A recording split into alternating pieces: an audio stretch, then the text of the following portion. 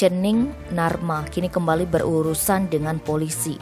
Residivis yang baru Januari lalu keluar dari penjara karena kasus pencabulan, kini masuk bui karena nekat mencuri handphone. Cening menyatroni rumah kos yang disewa Gede Arta Jaya Wisuka, 41 tahun di perumahan Permai Jalan Pulau Natuna, Kelurahan Penarukan.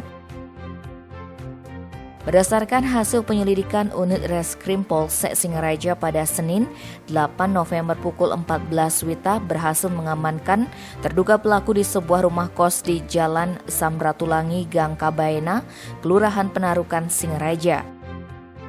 Dari hasil interogasi, rupanya pelaku telah beraksi di beberapa tempat kos di wilayah Buleleng.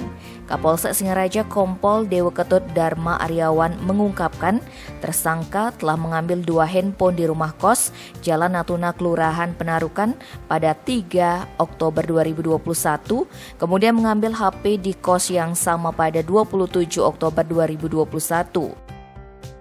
Pelaku melancarkan aksinya dengan masuk ke kamar kos yang pintu dalam keadaan tidak terkunci.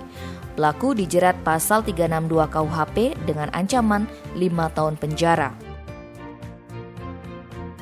Tim Bali Express melaporkan.